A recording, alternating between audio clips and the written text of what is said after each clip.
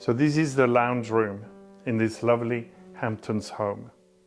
And you can see all the designs here. There's a lot of white, fine detail, and yet a certain simplicity, a certain refined elegance. This room is also the cinema room. Another element I like about this room is the rug with this geometric pattern.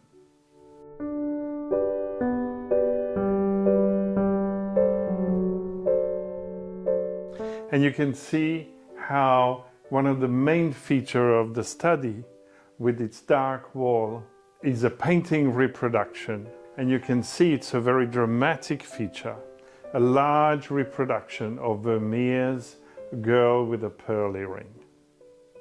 So in this study, one of the things I love about this art feature is the huge size of the face and the eyes.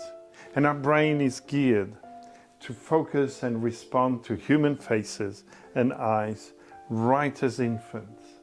So this feature creates a dynamic and livening quality to the room. And here we made some cabinets and some shelving.